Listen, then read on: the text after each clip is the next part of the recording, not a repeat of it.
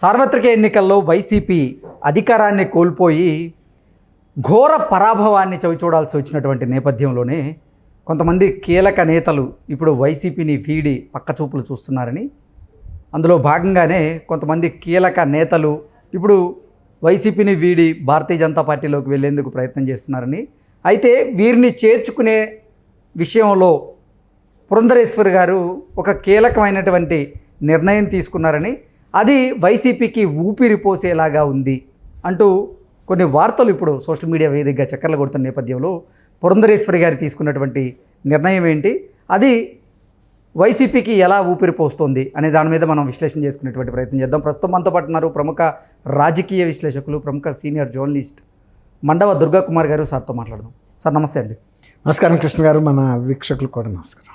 YCP అధికారాన్ని కోల్పోవడంతో కొంతమంది వైసీపీలో ఉన్నటువంటి కీలక నేతలు వైసీపీని వీడి పక్కచూపులు చూస్తూ ఉన్నారు. అందులో భాగంగానే కొంతమంది భారతీయ జనతా పార్టీలో చేరేందుకు సిద్ధమవుతున్నటువంటి నేపథ్యంలో వీరిని చేర్చుకునే విషయంలో పురంధరేశ్వరి గారు ఒక కీలకమైనటువంటి నిర్ణయం తీసుకున్నారని, ఆ నిర్ణయం వల్ల జగన్కి ఊపిరి పోసినట్లు అయ్యింది అంటూ కొన్ని వార్తలు వస్తున్న నేపథ్యంలో పురంధరేశ్వరి గారు తీసుకున్నటువంటి నిర్ణయం ఏంటి, అది జగన్కి ఎలా ఊపిరి పోసింది అంటే ఏం చెప్తారు?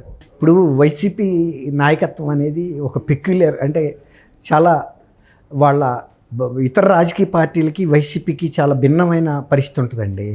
వైసీపీ నాయకులు ఇతర నాయకుల్లాగా ప్రజల కోసం మేలు చేసే దృక్పథంతో ఉండరు.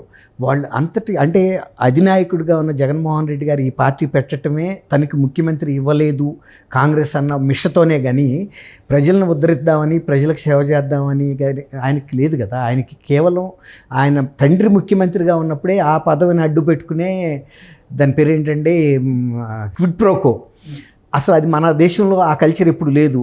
అంటే మేము మీకు ఈ విధంగా మేలు చేస్తాం, ప్రభుత్వ సొమ్ములు మీకు దోచిపెడతాము, మీ సొమ్ములు మాకు ఈ రకంగా దోచిపెట్టండి వెనక వైపు నుంచి అని క్విడ్ ప్రోకో అనేది ఎక్కడో ఫ్రాన్స్లో ఉండిందంట. ఆ పద్ధతిలో ఇక్కడ ఇంత సంపాదించిన వ్యక్తి ఆయన పార్టీ పెట్టి 5 సంవత్సరాలు జనాలని పీడించినప్పుడు ఇతర నాయకులు కూడా ఇంచుమించుగా అదే బాటలో ఉన్నారు. అందుకే కదా ఇంతమంది ఓడిపోవటం, 151 స్థానాలు గెలిచిన పార్టీ 11కి పరిమితం అంటేనే వాళ్ళు ఆలోచన విధానం బాగాలేదు, పరిపాలనా విధానం బాగాలేదు, వాళ్ళ వ్యవహార తీరు బాగాలేదు, ప్రజలతో ప్రవర్తించే తీరు బాగాలేదు, పరిపాలన బాగాలేదు, వాళ్ళు చేస్తున్న అకృత్యాలకు అంతు లేదు, ఈ విధమైనటువంటి దాష్టికాలకు అస్సలు అంతు లేదు. దానికి తన మన ఎవరు లేరు, అందరిని వేధించడమే. తను ఒక్క కుటుంబం బాగుపడితే చాలు, మిగిలిన దేశం రాష్ట్రం ఎటుపోయినా ఆయనకి సంబంధం లేదు.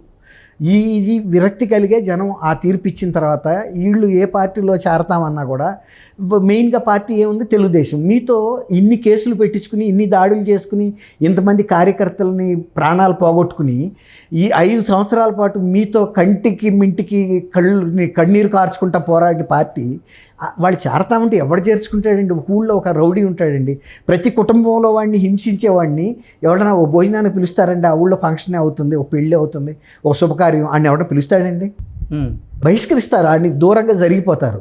అలాంటి పరిస్థితి తెచ్చుకున్నారు. ప్రజలే దూరంగా పెట్టారు, పార్టీలు దూరంగా పెడుతున్నాయి.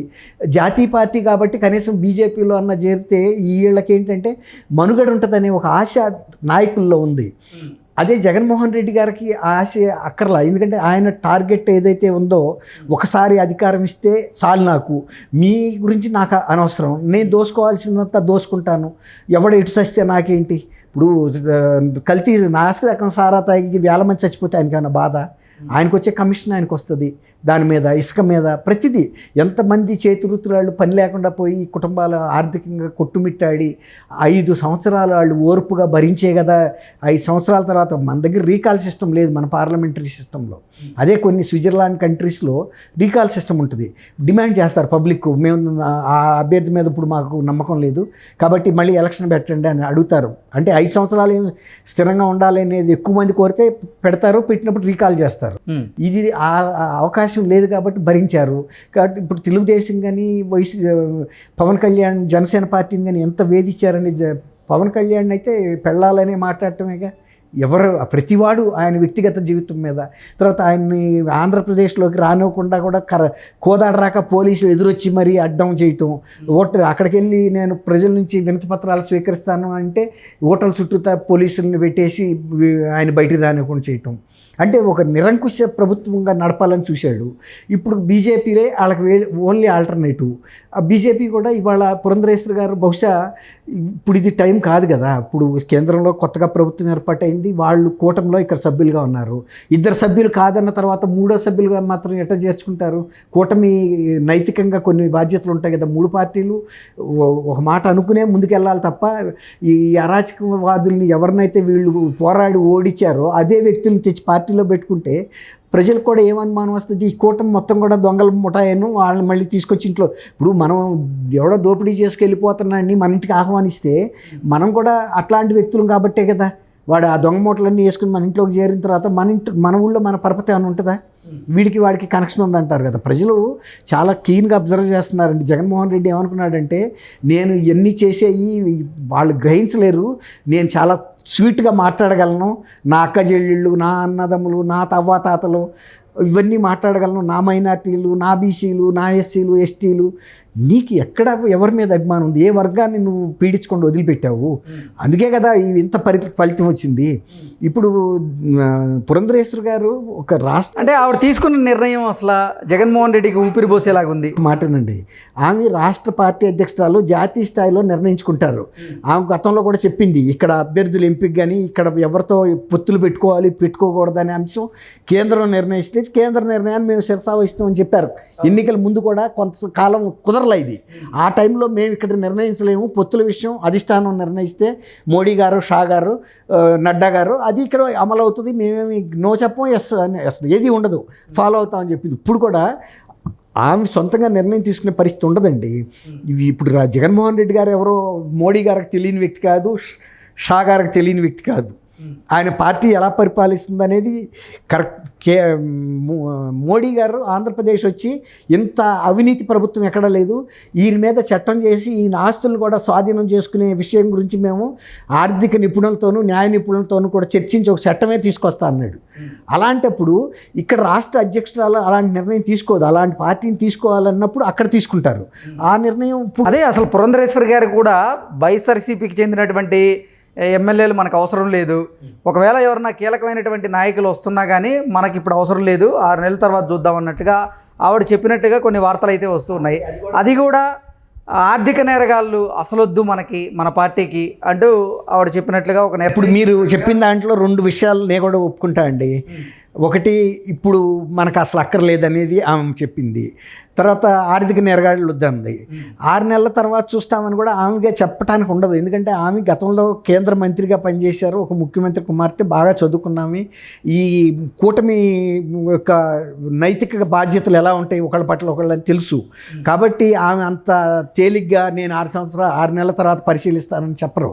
ఓకే, కాబట్టి ఇప్పుడు బీజేపీ ఆ వార్తల్లో వాస్తవం లేదు, ఆ వాస్తవం లేదు. మనం ఎవరైతే ఆ వ్యక్తిత్వాన్ని బట్టి చెప్పొచ్చండి. పురంధరేశ్వరి గారు అంత తేలిక మాట ఎలా చెప్తారండి?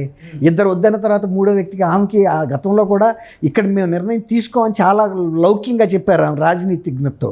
అంతేగాని మేము అక్కడ తీసుకున్నా మేము వ్యతిరేకిస్తామని కానీ, లేకపోతే వాళ్ళు వద్దన్నా మేము కూటమిలో ఎంటర్ అవుతామని చెప్పలేదు కదా.